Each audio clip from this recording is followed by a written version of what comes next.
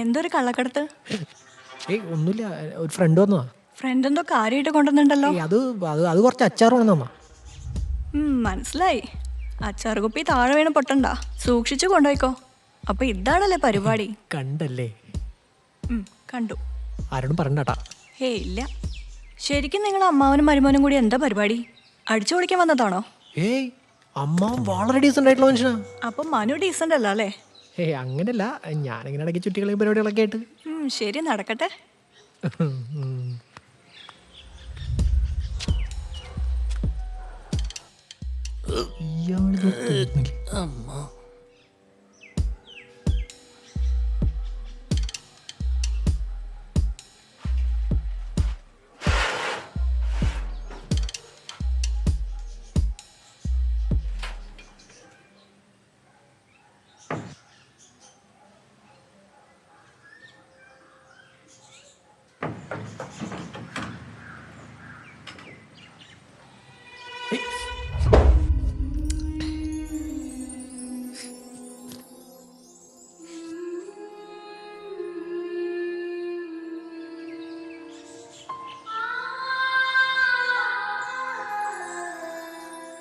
തട്ടുമ്പുറത്ത് ഗീതേ.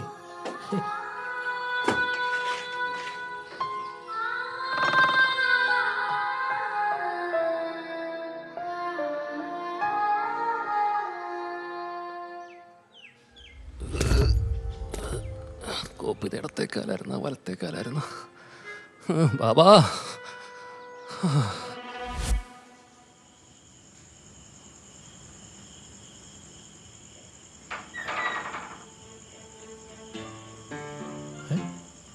അവിടെ കണ്ട ബുക്ക്.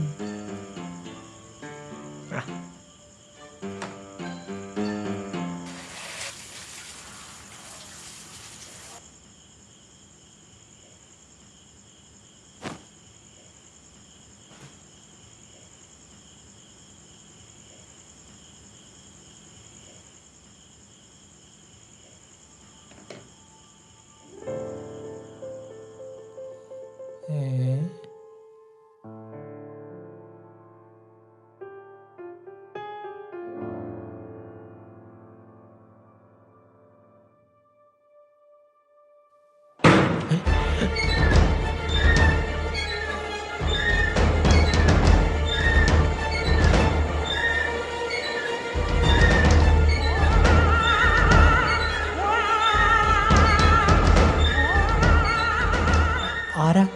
ഗോപൻ? ഏത് ഗോപൻ? പണ്ട് ഈ പ്രദേശത്തൊക്കെ ഉണ്ടായിരുന്ന ആൾ തന്നെയാ. താനെന്താ തീമ്പോക്കായിട്ട് ഹൊറർ പടം പോലെ? പേടിക്കണ്ടോ? ഞാനെന്തിനു പേടിക്കണം? താൻ ഏതാ? താനിപ്പോ കൂട്ടിയിട്ട് വീട്ടിലെങ്ങനെ നടന്നു? ഞങ്ങൾക്ക് അതൊക്കെ വളരെ ഈസി അല്ലേ.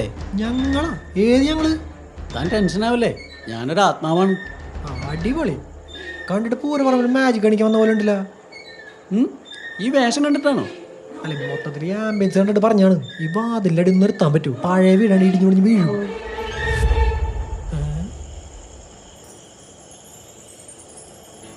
അല്ലടോ, തനിക്ക് എന്നെ കണ്ടിട്ട് പേടിയൊന്നും തോന്നണല്ലേ? ആകെ നാറിപ്പരിപ്പളകി നാണം കെട്ട് നിൽക്കണം. ഞാൻ തന്നെ കണ്ടിട്ട് എന്തിനാണ് പേടിക്കണേ?